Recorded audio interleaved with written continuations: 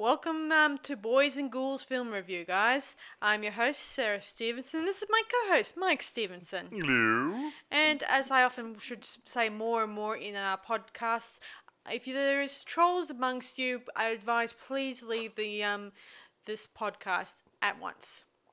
Yep. Now, I mean it. You. Okay. You in the corner, out. Okay. Okay. Do we have to do the troll bit every day? I think it's important. I had a little bit of horrible handling of them here and there. So anyway, Yeah, we do have our troll hanging around at the moment. So sorry. Go away. Yes. So in this review we're doing tonight, it's Not of This Earth, which was released in 1995. Released to, what was it called? Showtime. Yeah. Now, the funny part about this, the original movie was done in 1957. Mm-hmm. It was a Roger Corman movie. Uh-huh. Yeah. In 1988, somebody else decided to do a remake of it using the same script on a bet to see if he could do as good a version on limited budget. Really? Yeah, and that's what was made. So they used the same script, obviously new sets and whatever. And new costumes. And new costumes and new actors, because everyone else would have been dead by now. And so they made a remake. It's obviously the same script because it's almost word perfect, apart from a couple of changes to suit the period it was actually done in. See, the alien in this one, the Roger Corman one, if you've seen the 1950s one and the 1980s one, both alien men his character's name is called Paul Johnson, and he's a very strict alien. Very cold-hearted alien.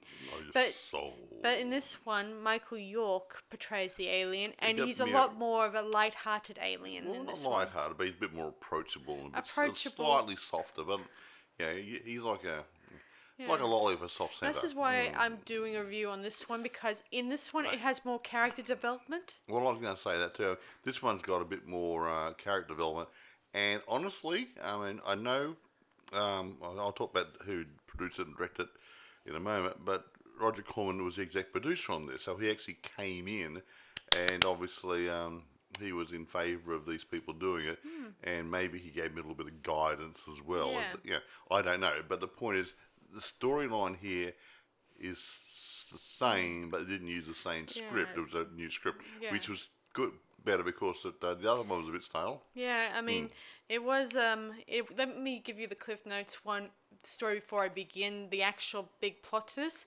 It's about an alien who comes to Earth in search of a cure for his people back on his planet. His planet is suffering a horrible virus or something. Well, no, they've had nuclear wars for years and years and years, and then your radiation is gradually breaking their blood down. Yes. So what happens is something to do with their blood. Yeah, it's breaking down too quickly, and so they need a bit like Keith Richards needs these blood chains every so often, So they'll stay alive and propagate the race. Yeah. So they have a bit of a problem there, and they have a little bit of riots going on down there too. So I think there's a war on them. Yeah, a bit of a war. Does this sound familiar to you guys? There's always a war on those other planets, aren't there? I know. It just means that we've went through our own problems with outbreaks and stuff, and we had to deal with lots of riots, and this, even though this movie takes place years ago before the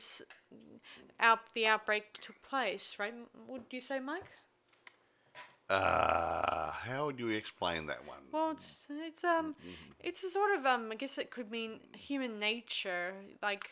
They're not human; they're aliens. Yeah, but human nature. They might have been human once. We both acted out in the process. I think their society is in decline. They bypassed all the emotional stuff, and everything became really, really good race. Then something went wrong, and they started to deteriorate, and get their hatreds back again, their fears and everything like that.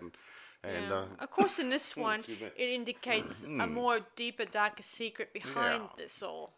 So, but they want to propagate and make a new race as well, because they're not making new babies anymore because the blood is not their blood's not good, so the body's not good. So the reproductive organs aren't real good.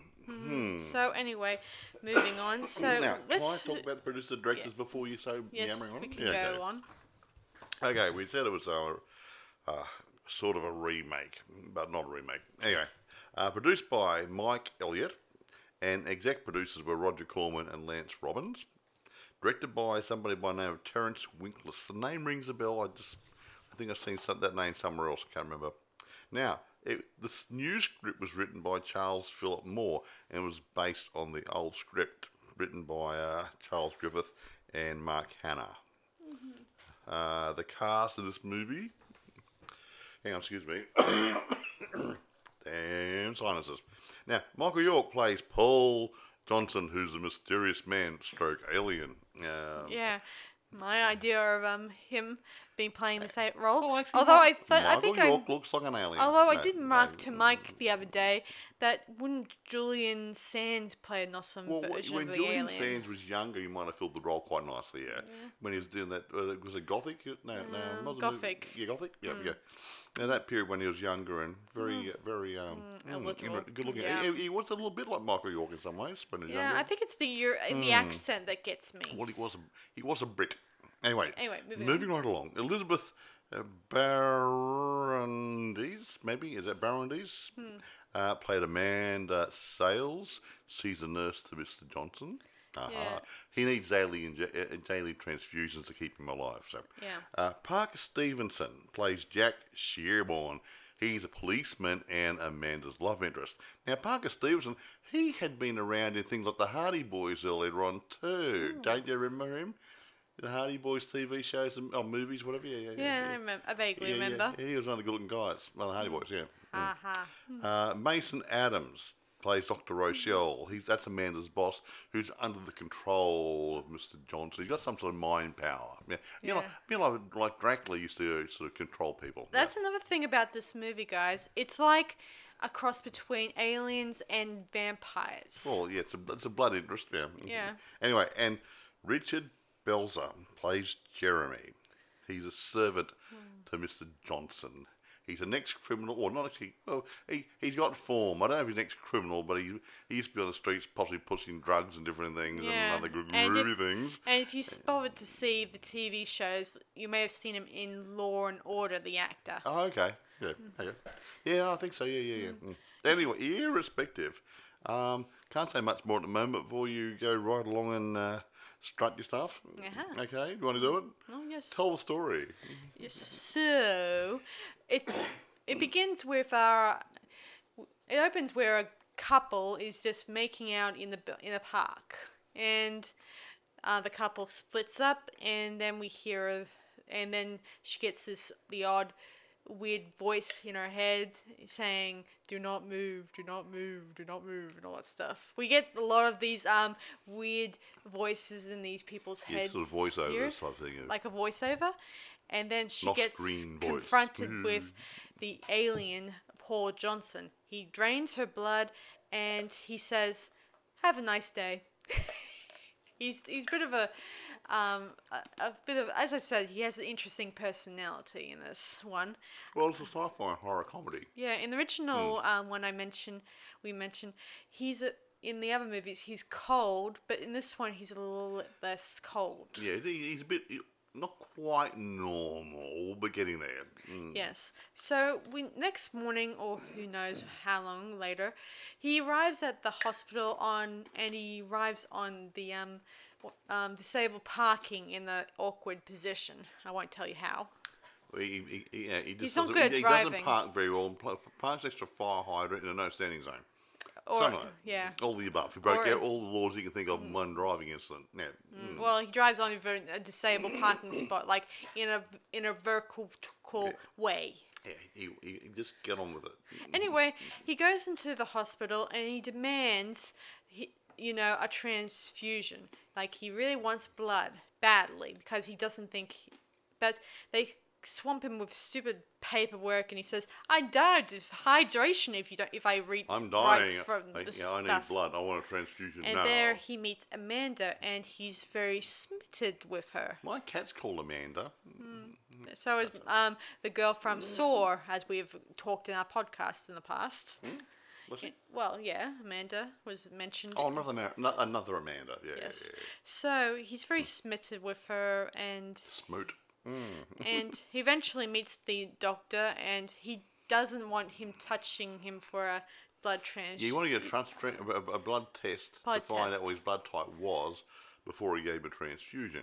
Yes. But the alien's got this mind control thing. He takes Yeah, over he Doctor tells O'Sill's him. brain and gets him to do it and convinces him it's already been done by giving him, I think, a doctor's blood sample, wasn't it? Oh yeah. No. He gave him his blood He sample, gave his. but he said, "Don't tell anybody about it. I want you to study it because he needs an answer to the question: why is their blood dying off, and is there a way to stop it?" Yes. So anyway, he then gets Amanda to give him a transfusion, and he, of course, really wants her to become his private nurse, and he knows right away that she's not happy in this hospital thing. He's a mind reader too. Yes. Yes, so he's really interested in having her as his nurse, and I'm not surprised because the other nurse is rather nasty and not nice. And this one's really cute and sexy. Yes. Anyway, so he goes to the doctor, mind controls him wise, and says, "Make sure you force her to work for me." Yada yada yada. Well, not force her, just encourage her to. With his blessing Yes. and guidance, etc., and yada yada yada. He Yeah. needs daily injections. You might as well go and live in and be his live-in nurse. Yeah, live-in nurse. Ta-da! Yeah, she's a really pretty woman in this. Unlike the 1980s one, she looked like a bit of a cross between a candy striper more than Candy Stripe. The lady who I can't remember her name at the moment. The one in the 1988 yeah. 88 version. I think you mentioned it Yeah, to me she just a while ago. was actually. This is the first role in a normal movie before this used to be in adult movies, if you get my drift. Yeah. So her personality, I think, came over similar to what she was doing in the adult movies, which it wasn't bad, but it didn't add much to the movie. Yeah, so that was the 80s one, but in this one, she looks like this woman portraying the nurse is a little bit more like a nurse, like very, with a good, Nice heart. nice nurse hospital Bedside manner. bedside Yeah, manner. that's the thing, yeah. That's what I mean. Yeah, that's the stuff. In the other one, she's a bit of a snoot, and I don't even want her to be my nurse. 1957 one wasn't too bad, I don't think. Yeah, Yeah, that yeah. wasn't too bad. So original one, anyway, yeah. we then see that he can speed read, like he can flip through a book really fast, like. And I think you mentioned to me the other night, Dave, Mike, that he was reading the book backwards. Yeah, he's flipping the books, but if he's scanning the pages, it probably wouldn't make much difference. But yeah, I guess. every book he picked up and scanned, he scanned backwards. Now Maybe he I likes don't endings. know. Who knows? You know, you read the ending first and see if it's worthwhile reading the book. No, it was magazines, books, whatever it was, but it's all scanned. He was always flicking through the pages backwards. Maybe no one picked up on that. I don't know. Maybe or maybe not. Anyway, so carry he then heads out to the parking lot, and the policeman is there. What's his name again? Jack, who's about to run him and give him a ticket for breaking so many car regulations. Yeah, parking. Yeah. Parking Eventually, he infringements, reads through the manual and figures out how to drive a car properly. Yeah, that ain't not bad. He just hasn't never driven before. Yeah. He's always got a driver named Jeremy who drives him around doing things, Yeah. doing odd jobs and stuff like that.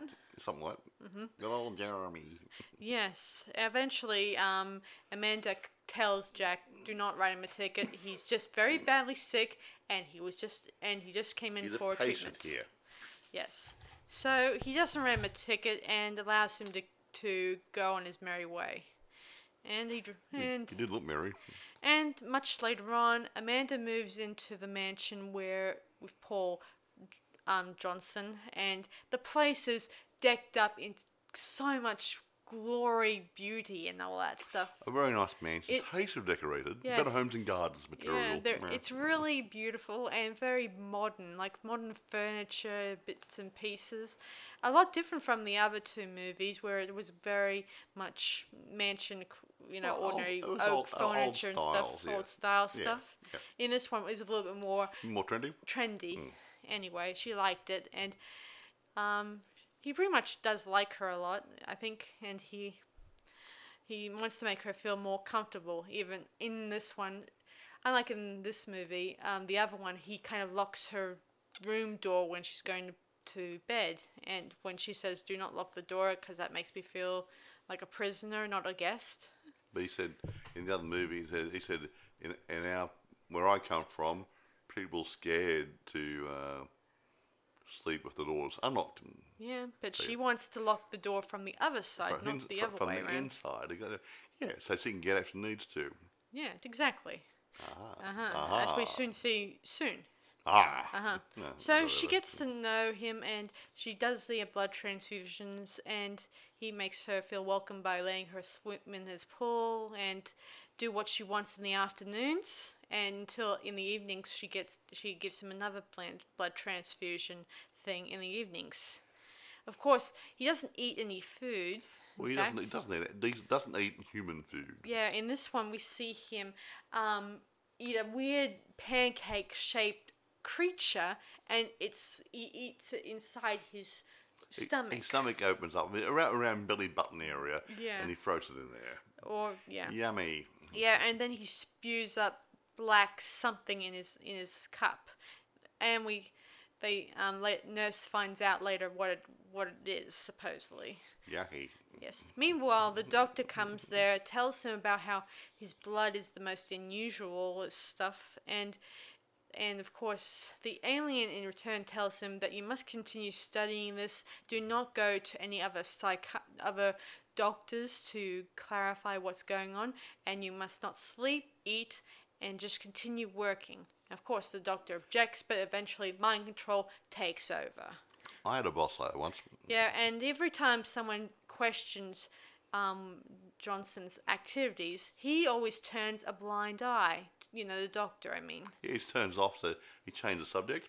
Yeah, like we soon see later on when he comes to dinner with our policeman and Amanda, and he keeps changing the conversation, saying that Mr. Johnson is a nice, decent man, yada yada yada.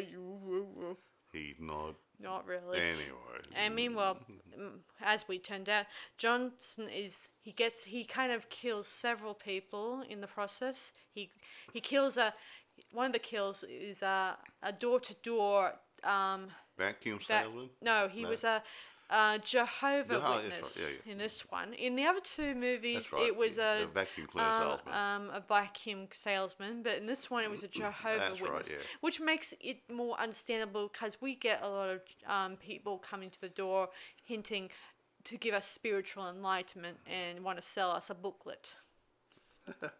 Oh, gosh knows what. Hey, Okay. God bless the little cotton socks. Yeah, eventually he uses his mind powers and get him to snuff it in the furnace. Yeah, he ends up. See, he gets the people there. So what he's doing, he's sending blood back to his planet so they can actually use the blood to have a transfusion into themselves. And in this one, they turn into very shriveled up mummies in this one, like Yeah, good dead. effect. Yeah, really cool. Eventually, I don't know why, his but it men works. then gets three homeless people, and they become the next offering of blood to the aliens. And of course, the evil Lord Alien in this, they sort of contact him a couple of times. In this one, they say, "We want you to find us a female, human, and bring her to and send her to our world so we can rebreed our Or do something to breed with, or study her system." or DNA and stuff, and yeah. Yeah. Eventually, he does find one amongst some really nasty customer guys who want to beat him up and steal his suitcase. The suitcase is very important because it has all the blood transfusion equipment. Well, for taking blood out of people, yeah. To pump it out, and thank you very much. Yes. So eventually he uses his powers and takes her back to his place. just so you know, the one thing that's his biggest weakness in this movie is loud screech noises. High frequency noises. Yeah, like bells or ring or sirens, or if even a car horn can be very considered a Yeah, weakness. well, Or the loudness and the frequency. or a screech from a woman, obviously. Eek. Yes. Anyway, it's very important in this movie. So, and sort of his weakness. That'd be rude. So Ah. anyway, he sends her back. He also meets up with one of his other kind who just happened to be strolling the streets. Yes, I think she snuck through these Yeah. transporter. Yeah, according to the story, that she came there because she wants to escape the riots happening in their Things town. getting worse on the Yeah. in the home planet. She also has information that indicates that all the breeding, All the blood. women he's been sending, or actually it was just one woman, but she was being devoured instead of studied. So you didn't also squashed. Yeah, what? Didn't they say she was squashed, or was that the other movie? No, that was the other movies. Oh, In the okay. other movies, both victims get crushed. But in this one, she got gobbled up by the villains. Yeah. Well. Yeah, meaning they don't have an intention to study the human race. They tend to, they're hungry, I think is the word. They're hungry. Well, vampires, they don't mind a bit of meat as well. So anyway, he thinks that he and Johnson figures that they should try to go back to their world and face the bad alien leaders, and in hopes of probably getting them in control of the Maybe start their own race. Yeah, their own group, hive, whatever Yeah, they call it. they call it a hive of sorts. It sounds like a beehive to me. Buzz. Didn't they have a hive in Resident Evil? So anyway, she's pretty much doesn't have any blood, so they go down to the hospital, and in his haste, he gets blood that came from a rabies dog. A person who had contracted rabies from a dog or something. Yeah.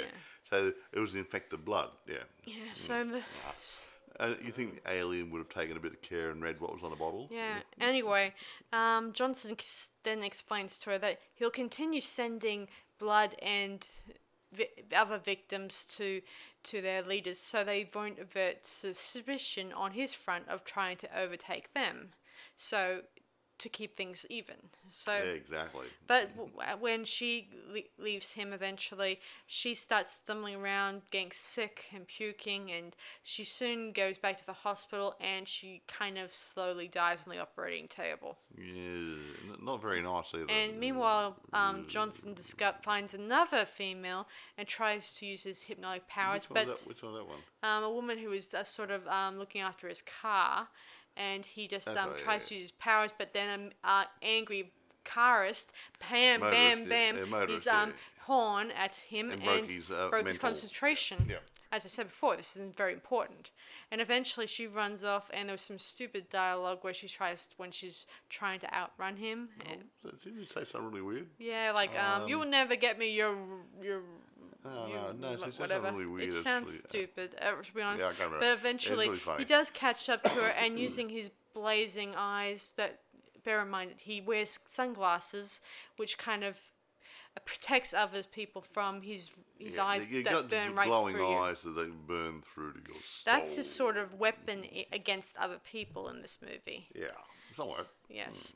He then burns the poor woman, and she tumbles and falls right off the roof of a building while she was trying to get away.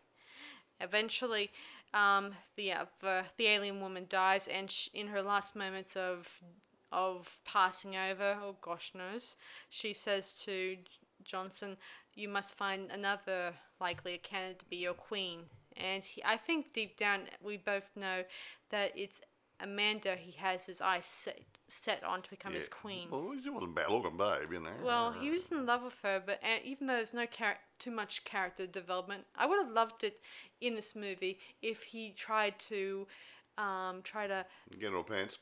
well, try to get her Right. to like him, Oh, like yes. somehow tries to establish a relationship Yeah, with her, flowers and chocolates would have been a nice like start. Yeah, yeah. trying to or tries to become sort of like the credit love You triangle just wanted a sex scene. That's all. well, I like it if it was a love triangle in this movie, like maybe something that would make it a little bit more interesting. I can't really predict it, but I just thought it would be great if it was like that in this movie. Anyway. Anyway, eventually, our policeman, he phones up his girlfriend and tells her that the bad news that a woman died on the operating table and she wore glasses Just like Mr. Johnson. and her eyes were a bizarre Yeah, color. they had really weird looking eyes. Yeah, no optic nerve like we have, or something or other. Yeah, yeah. Quite. It's something really weird, and the policeman thinks he's just like Mr. Johnson, and the doctor Rochelle saying, no, Mr. Johnson's got nothing to do with this, yada Yeah, yada yada. yeah. Of course, he's hypnotised. Yeah, Or of course. He continues to mind do controlled this. or something or other. Yeah. Anyway, Jeremy and Amanda continue their. They go down to Johnson's den and in order to find out any information. They found a lot of stuff down there, and they found one of the weird flat pancake creatures Yee. that he has in storage somewhere. Yeah, And in the cupboard or Jeremy whatever. ends up squishing the thing, and along the Yeah, lines Zimmer. they find a special portal in a wall that shows a sort of sort of a portal to The other world. other world. Of course, they realize that they're just headed in the Twilight Zone in this movie. That's what I say. So, That's another one, folks, we haven't done. Yeah. funny, haha. So anyway, as Amanda then gets another call from the doctor, and he then goes on about how, about the woman, about how she has these weird eyes, and her skin reacted really fast to the rabies Yeah, stuff. didn't like it very much. But I don't think anybody else would either. But meanwhile, while they're talking, Johnson comes into the house and he hears the conversation. Yeah, he picked up the phone on the extension line. Well, he doesn't pick up. He just listens to the probably the okay. radio waves or whatever they call Whatever, EMF, whatever. Yeah. EMF, whatever. And as he did listens, something. he hears about a possible cure that might be able to save his people. And when he says, and when the doctor says, never mind all that stuff, I'm going to hang up now, yada, yada, yada. And eventually he hangs up. And then that's when Johnson picks up the receiver on the other end and says that Dr. Rochelle is disconnected. Yeah. And he says to her, remain calm, I'm coming for you. In that weird way. Eventually very she cold, tries to leave slow, her. deliberate way he spoke. Yes. Yeah. She tries to leave her room, but she gets cornered by him. Eventually, Jeremy appears with with a gun in his hand. In this one, it didn't work. Yeah, it mentions in the other two movies that he had carried a gun, but in this one, he never mentioned it. Weird, really weird. Eventually, he tries to shoot him, but Johnson's voice comes to his head saying, "You will not shoot me." It's against the law. And he then points his gun in another direction, and then Johnson zaps him with his laser eyes. What a groovy! Yeah. Hey, the Emperor, the Emperor out of Star Wars could have done that.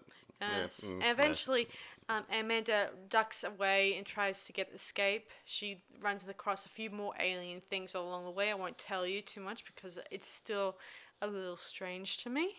She then heads out into sort of a back exit, and Johnson is right on her heels saying, Amanda, I'm coming, I know where you're going. Do not run. You may run, but I'll find your mind, or Yeah. something. You can't, whatever. He then tries to explain that he doesn't mean to harm her anyway, that he plans to take her back to his world. I just want to kidnap you and make you the mother of a nation. Yeah, or something. Yeah, right. So we end up having this awesome car chase or car and car chase where he's driving, she's running on her through a through the park, woods, obviously, and, in the night. Whereas, yeah, great place. Yeah. yeah, and it's an awesome chase scene for all three movies. And then the police guy, She then phones him at yeah, a payphone, whatever yeah. they call them, and she explains the situation after getting a little bit of stressed out on I the wonder phone. where it's got a coin from. Oh no, it's emergency operator connected, wasn't it? Yeah. So anyway, she was able to get through, and they eventually, she then, but then the car from Johnson's car appears and is heading straight for her. So she continues running, although she's running out of breath, and you can imagine, because after all, running does, you eventually will get exhausted. I have trouble walking across the room at the moment. I can't breathe. Yeah, eventually she kind of stumbles a little bit, and soon enough, Johnson is close on her heels, and he tells her to stop. And And he manages to get her mind under control. yeah, he finally gets her mind controlled over her, and he then explains to her that they will return to the mansion together, and they will return to his world, and where she'll become an egg layer or Now, whatever. this is important. He only gave her those instructions. Yes, he tells her to wait there for him until he returns. Well, he got back to the mansion. Yeah, he Yeah. had to finish off doing a few things. Police Yeah. were hanging around. Yeah. Yeah, so she heads on her way. He heads off and tries to outrun the police in the final attempt to get away from them, which I think was really cool. Eventually, Amanda does run across her boyfriend, and he asks her if he's armed, and he says yes, his eyes, and all that stuff. This is one bit of dialogue that hasn't changed in all three movies. So he tells her to stay put, and while he runs and tries to pick him up, or tries to kick his Exactly. butt. So, but she doesn't stick around, not even for an ambulance. No, So she jumps into the ambulance and drives back to the mansion. That's nice. Yeah. And she heads back to the room, and she taps in the numbers and stuff and waits for Johnson to return. Of course, Johnson doesn't return because he is busy dodging the police. He tries his absolute hardest to try to get Jack's try to control Jack, try to get his hand to act numb, but And things don't didn't go. work. Yeah. He said, "Look at my eyes," and he keeps looking over his shoulder, looking at the policeman And the road, bear in And mind. he's looking at the road and the policeman bangs him forwards. And then doesn't the Jack turn his siren on his motorbike? Well, I think there was in the other movie, but he doesn't in this one. Yeah. So he just had an accident. Yeah, so he ends up skidding, and then he falls over a rocky slope and crashes the car. And then we have a final moment where dear old Johnson is eyes open, and his mind is thinking of Amanda for his last moments. And his eyes slowly burn out and dies. And then Amanda wakes from her And trance. so is Dr. Rochelle. Yeah. No, Dr. Rochelle in this one was killed. In the other, Did he? Okay. yeah, in this one, in the 1950s ones, both Rochelle gets killed. Okay. In the 80s version, he doesn't get killed. He gets out of a trance, whatever. Yeah. Okay. So we then cut to a scene in the Sorry, my cemetery mistake. I've seen where all of we them. see a gravestone which is labelled, "This man is not from this earth." And the police guy saying something like, He feels sad that he's buried out of the middle of nowhere, yada yada "Yeah, yada. away from all these people," and she's saying that good riddance to him. No, I think she does No. feel a little bit bad that he's dead, but I think that her Jack is a little bit more relieved that it's over, and it doesn't, and not have to worry about this But zombie. anyway, they're both there. Who paid the burial? Beats me. And I think. the big stone block there. That would don't cost a know. few dollars, wasn't it? True. Anyway, this crew cremated him. He was already up burnt. True. So anyway, they go on their merry way, and then we see another car pull up, And another alien guy and gets an out. alien guy wearing the exact same outfit as Men in black stuff, suit, white shirt, tie, hat. Yeah. Or not in this one. There's no hat in this one. Oh, what? Okay, no. Bear hat in mind, one. this is this 1990s version was a little bit more don't modern. don't wear as many hats. They wore a bit of a modern day clothing instead It was of still a suit and a tie, wasn't it? yeah, suit and tie. But other than that, And white the rest of the clothing was a dark color. Yes. I mean, this is the 90s. I mean, that was the 90s, and styles do change. Exactly. Anyway, Yeah. that was the ending. Yeah. Yeah, it's an awesome So movie, and it had the end, I would have loved it if and there you was wonder. more chemistry between him and Amanda, if he really did like Yeah, her. you just wanted the sex scene. That's all. No, I don't want a sex scene. I mean, there was a. Just so for you guys out there who are guys, there is a nudity in two nude bits here in this movie. Yes. Well, actually, I'll have to say, if you were watching the 80s one and this one, I would say there's definitely some You're nudity. not wrong. The first one was a bit more conservative. Yeah, But considering this is that was 1950s back then. boobs and bums go a long way in these But movies. in earlier Roger Corman movies, if you bother to watch them, there is a lot more nudity hanging about. Hey, is Roger still alive? Yes, he's still Hey, alive. Rod, you've listened to this. You're. You're a got lot cad. of, no, you got a lot of good movies out there, No. mate. Yeah. No, You did well. I'm just kidding, guys. I'm just getting that out of my Sex system. or no sex, good movies. I mean, I'm not. I don't appreciate all of Roger Corman's movies, but I appreciate the energy behind it. Yeah. I like the fact that years ago, when he was a younger independent filmmaker, that he didn't think about the money. He thought about just entertaining the masses. The art, well, yeah, they do producing a good movie. Yeah, Yeah. the art, the Yeah. product, yeah. Well, he often did films a little differently to the mainstream ones. Oh, but, yeah, it's a very tight budget in the first couple. Yeah, some of them. But I think he did an awesome job trying to do things for himself, not for. Yeah, I think I read something like that. He didn't want. I think you mentioned. He wanted to control that Yeah. aspect of his movie Yeah, making. I think you told me something interesting and new that I didn't know about the 1950s version of his not of this earth, about who his assistant director who was. Oh, what's his name? The guy who Tom Grafe, Yeah, who was the guy who was the producer director of Teenage from Outer Space. yeah. Who would have thought it? So he was assistant director. So I think. he worked on it with him. So that's kind of interesting. That I gotta admit though, when you look at Roger Corman's earlier works, they were like something out of Ed Wood Well, would have they were done. the B movie sort of stuff.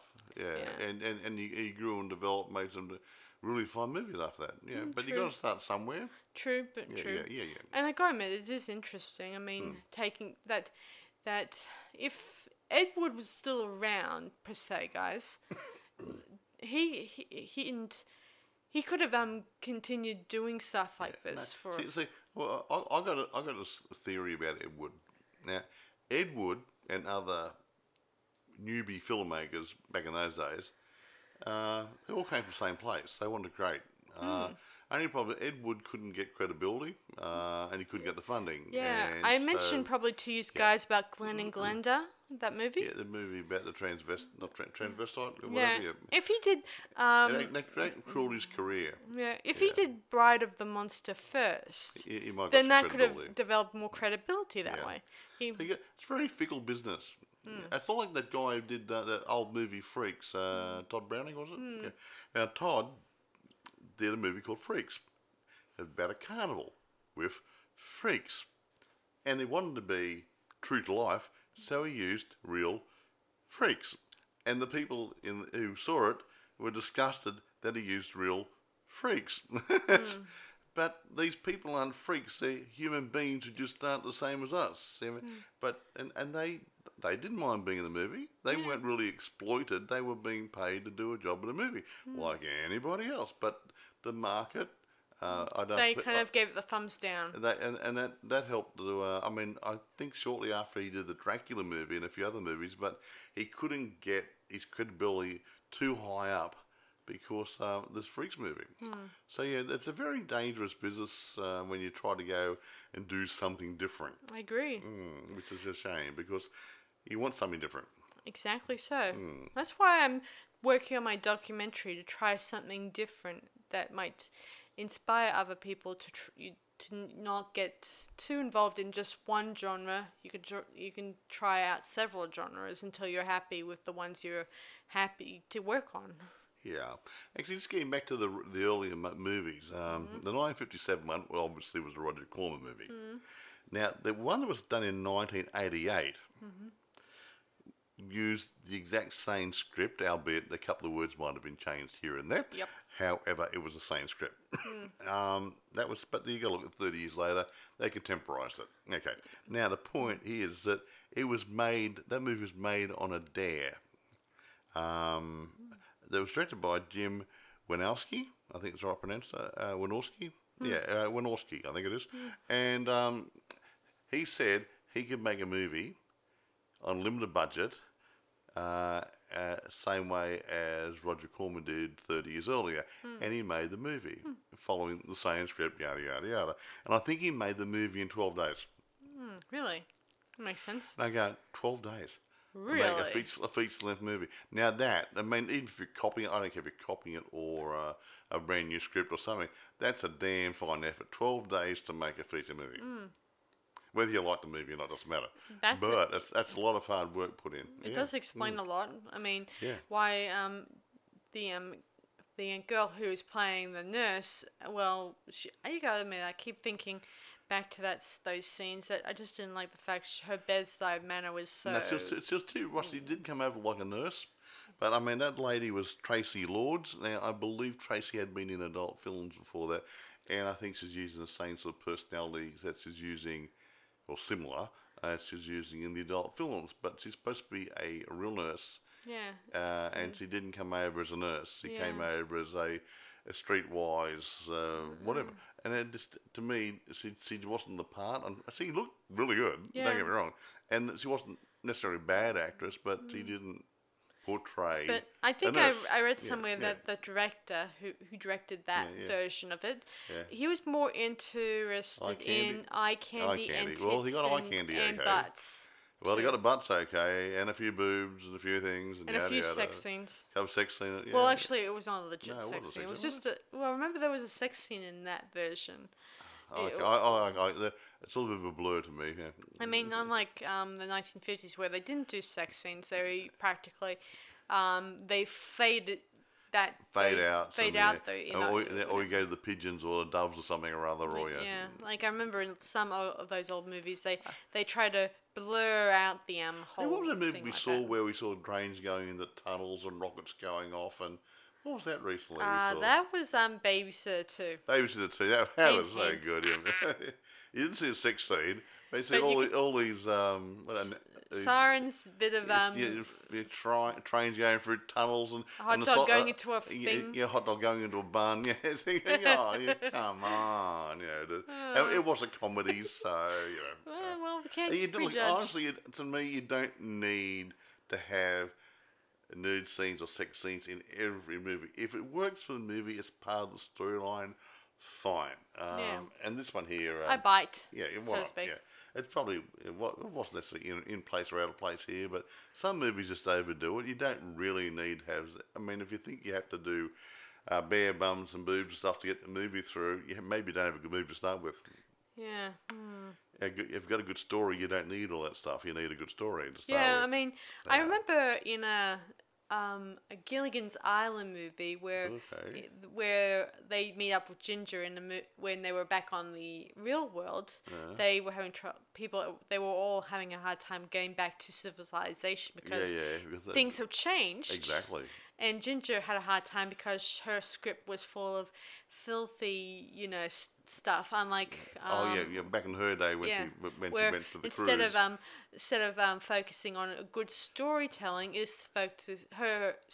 the latest production she was in was more focused on sex, bodies, and a bit of nudity. Yeah, and which she didn't want to do. Eventually, dear old Gilligan, when he was talking, he talks about other movies that don't deal with sex and drugs and rock and roll, like Star Wars or Jaws. They didn't deal with too much sex or that's the whole gore. point. You get a good story, you don't need it. Yeah, Just go and tell a story. That's what the movie's about. Yeah, and the director who was listening in on the conversation figured, hey, he's right. A lot of those movies didn't deal with sex and stuff like that. Yeah, so exactly. he kind of saw the light in that scene. Yeah. When you think about it. Exactly right. I mean, if you go in there and check all the really, really, really, really classy, top-paying movies, there's probably no sex scenes in them. True. You might get the odd one like 50 Shades of Grey or something rather. Or Kissy Kiss, obviously. But But the average movie, they rely on the story, the action, or whatever the comedy, or whatever is going on. Yeah. Yeah, Mm. whatever works in. Yeah, the story. I Yeah. mean, I gotta admit though, I did. I mean, I did think this 1995 version of not of the surf. I thought it did I think it's work better really than the well. other two movies, and I'm not knocking the script writer. I'm not knocking Roger Corman or anything else, because Roger was on this. Um, but the old movie was an old style of filming. This is a new style of filming. Things have changed in 30, well, actually, over 30 to 40 years. Things had changed dramatically. Yeah, true. Style's different. The filming techniques, the Yeah, quality was I different. know But we often yeah, keep yeah. talking about this, guys, but when like as I told you guys in the past, like how so many a lot of writers would tell you that to write something that may take place in real life, you know. You got to make it real. Make it Yeah, real. yeah, Like yeah, you don't expect the leading lady to have sex on the first date or whatever. yeah. You like to. Even though it's cool, it's interesting, Yeah. but will it sell Well, it tickets in the might sell. back? It might sell tickets, but it not necessarily telling a good story. Yeah. Yeah. That's, I mean, I would love it if there was a bit more character development between the nurse and the alien. I mean, a little bit like like I would love it if there was a bit. He was jealous of the policeman. Maybe it would be I cool. would have, hey, he could have killed him or something rather, maybe. and drained his blood off, or hypnotised him and sent him back to the planet. Yeah. He'd no come back from there. Well, it would be cool if he just try to get her to think of him more than the Yeah, other. he could have if he wanted to. I don't think he did that for obvious reasons. Yeah, It I would mean, destroy the movie. true. Aha. I did think it was interesting in this one where he developed some romantic love interest in this one instead of the other one where he's a cold fish. I think you said it the other day, Mike, that Yeah. that both of those alien guys who were portraying in those roles were very cold fish guys. Yeah, Like, they had no emotion. yeah, They were just like, how do you put it? Cold, clinical, no emotion, almost like an android. Hello, how are you? I am fine, blah, blah. Yeah. A bit like in Teenage from Outer Space, how the lead actor, David Love, the way he portrayed an alien. exactly. Now, Maybe that's where he got the idea from. well, I don't know, probably. And he talked around, he did the words, but he had no emotion because they hadn't experienced emotion on the planet. So he didn't know how to behave. So he just talked that almost a monotone voice and blah blah blah blah blah, yeah, with no actually real emotion. Yeah. So and that's what these aliens were like in the two movies. Oh yeah, Before. another thing, Yeah. Doctor Rochelle. Rochelle, his character's name was used in the Swamp Thing, the sequel Didn't movie. you say one of these guys was in a swamp movie? Yeah, the 1988 one. I imagine the director director, who directed Yeah. both movies, he thought, I would like to use that name for this movie. So he probably bought the name from That's your it's a old nicer Roger name. Corman and add a bit of a So sort the of director of this movie did Swamp Thing too, was it? Yeah. Okay. Sort Well, of. there you go. What a small world. And with the same actor in the 1980s one, obviously. Makes sense, really. Okay. I think it adds maybe not a direct sequel to it, No, or but just no, it a would be a hint, sequel. hint. But you get the same movie studio, and you're gonna have that. You're gonna have the same actors turn around in movies. Yeah, that happens all the time. And another thing Yeah. is, in one scene where we watched Johnson watching TV, and he's watching Dracula Rising, which is Oh, yes, right. was Lovely. released, say, let me see, 2 years before You this call movie. you call them Easter eggs, don't you? What? You call them Easter eggs or eggs? or Yeah, whatever? Easter egg Yeah, hunt, whatever yeah, they call because you them. see what's going on behind the scenes. Was there a James Bond movie in the book on the shelf? Was it a James Bond bird watching or something or other?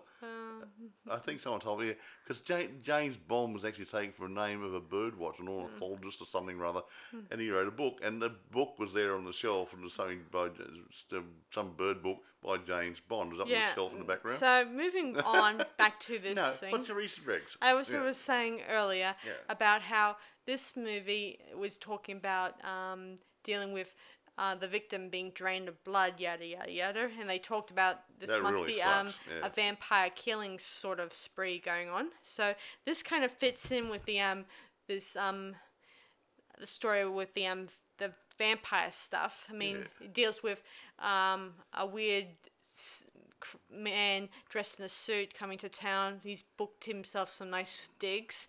Yeah, He nice has a place. he has a servant type sort of thing, like.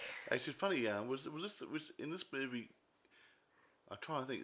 Is this movie or the other movie where I mean, he's always the servant's always been either a criminal Uh-huh. who's been in for small things like petty crime, and he was. I think one of the movies. I don't know if this one or one of the other ones. He was actually caught breaking into the house, and the guy offered him a job. Yeah, I think it was the 1980s one, Yeah, yeah, but yeah, yeah. So it's in quite funny, isn't in it? this one in the 1995, he just picked up a flyer that says Yeah. help wanted, yada Yeah, yada and he gave yada. ridiculous weekly wages, like Yeah, like 1,000 or $2,000 yeah, per week. because the AD wanted to get people in there who'll do whatever he likes and shut up, otherwise they don't get the money. Yeah. Yeah, so Yeah. hey, if someone paid me a buckload of money, I'd do Don't go. almost anything. I wouldn't yeah. kill anybody. No, but then again, he didn't ask Jeremy to kill anybody. Well, I think Jeremy had an idea in the back of his asked head. him to deliver any people he Yeah. wanted or But, not. yeah, Well, but I think Jeremy would have to be really stupid not to know that I'm bringing people to the house, but I'm not taking them anywhere else, and they disappear. yeah, in the 1980s one, instead of homeless people they brought to the house, They got brought three hookers. hookers in there. And I think, one of them was really over the top. yeah, she Really- spoke like a very. Yeah, no. I wouldn't even invite her over for a cup of tea, Oh, let alone I for a wouldn't chat. touch it. I'd take a shot of penicillin before I went near Ugh. her. Anyway, I did think that was a shot of reality for that movie a little bit. They It's- had homeless people, they had hookers and everything. Yeah. People who wouldn't get missed. Yeah, I Yeah, imagine yeah. if that was either, I know if you said it was a wager, right? Didn't you, about the 1980s one? Yeah, the 1988 Yeah, movie. That was a yeah. wager to try and make the movie as cheap, on a a limited budget, and in a rush job, a 12-hour Yeah. pressure cooker production. Yeah, I often think that when they did the hookers and the women in that one, I often think it was a tribute or a montage to dear old Roger Corman's fond of revealing nude women in movies in the 80s. Or Dr. Goldfoot and the Bikini Machine or something. Yeah. It's Or something like that. Yeah, right, I mean, I don't know. Anyway, irrespective, it was fun. Actually, the first movie wasn't quite comedy. I don't think it was. I mean, a lot of old movies had a touch of humour thrown in there, but I don't think it was made as a comedy. But the one in '88 and this one had a touch. Well, '88 was definitely a comedy, a comedy horror, and this one had bits of comedy in it. Yeah. So, but yeah, I think this one's better.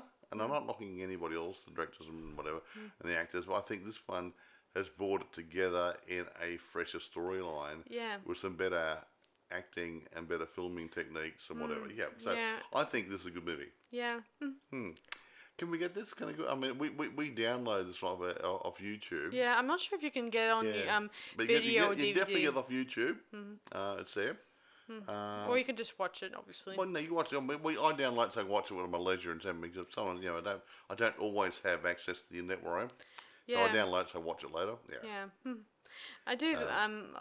There are some interesting movies in this. I would love to watch probably later on, maybe. What's that? Well, like that one I told you about, Dracula Rises. I yeah. might do a review on that is that one. the one we like with the really nice looking guy who was a priest?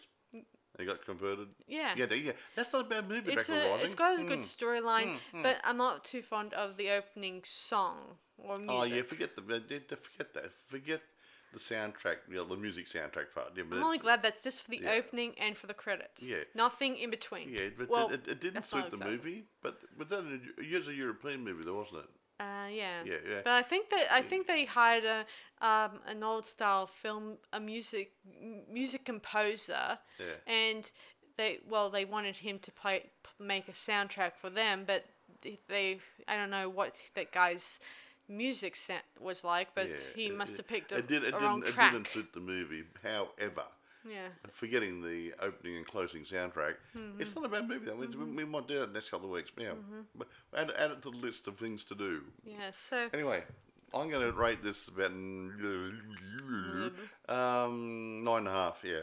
I'm going to rate it 9.5 too.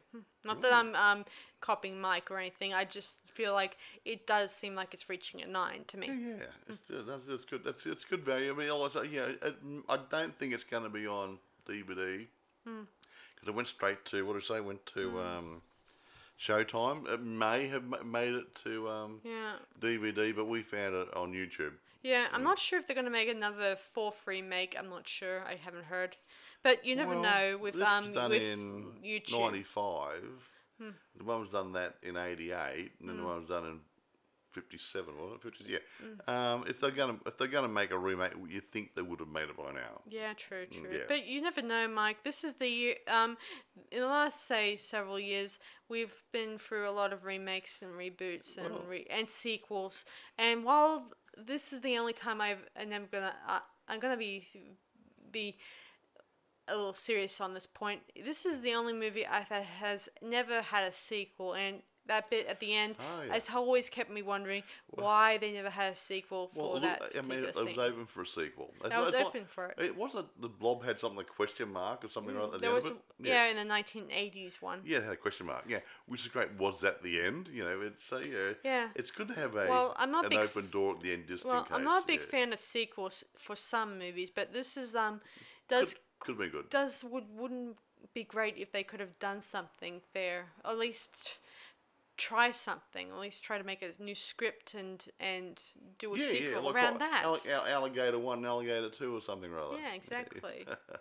Something. I mean, it's waiting for something to happen. Anyway, I think that's about it. I think we've bored the people enough today. Yes. So, before we head off, again, I'm going to advertise that about our upcoming documentary that we're doing this month that I'm going to be working on in post editing, which will be great. I've already got so many awesome videos, and I'm really looking forward and I can't wait to start editing it down as much as I can. We're not going to do any spoilers, but there's two really interesting ones that I think everyone's going to like. You may know what Mike one is thinking of, but I understand where he's going with that one. You can't. I don't want any spoiler alerts here, Yeah. Because these aren't big major players like your George Lucases and your Steven Spielberg. Yeah. These are people down the bottom. But that's where Roger Corman came from. Exactly right. Who knows and other people. what's out there for everyone? Roger. I mean, there might be another Roger Corman amongst us. It could be another Steven Spielberg Or a Francis Ford Coppola or somebody. Yeah. Not to be insulting to everyone out there, but independent filmmakers is an awesome genre to be had. Another Carpenter or an Abrams. There's got to be somebody out there waiting to bloom. Yeah, exactly. Maybe this documentary will get those filmmakers out there or actors out there to get to the next level, hopefully. Well, might not, but at least if anyone watches this, then they have a look at their Facebook pages or websites or whatever, they can go and see what they're doing. And if they like it, they can tell other people. And that's the whole idea of it. Word of mouth and get it around. Yes. Exactly so. Anyway, do you want to wrap it up? Yeah, well, we might as well wrap it up. So, guys, be sure to check out these movies we've just talked about. I really would like you guys to tell us what you think of them. Which ones are your favorites? Which one do you like? I mean, if you do you like the 1950s one, or do you like the 80s one? Feedback would be or really not you just, like the 90s version with Michael York that we just reviewed. A bit of feedback would be nice occasionally. Say, hey, we like that one. Yeah, really good. Or we like that review. Yeah, just give us an idea which one you think out there is your favorite. Or don't just say that was good, that was bad, that was so. No, have you got any more? Command of the human language. Be sure to... words are cheap, they don't cost much. Shut up. No, well, they can say many words, doesn't cost me anything. So anyway, I advise you guys, please send your comments about which one you think is the most interesting of all the movies. I like this one best. Okay. So anyway, thanks for listening to this latest podcast, guys. We'll talk to you guys again soon. So See you guys. Well, hopefully we'll hear from you again. Exactly. Bye, Bye. guys.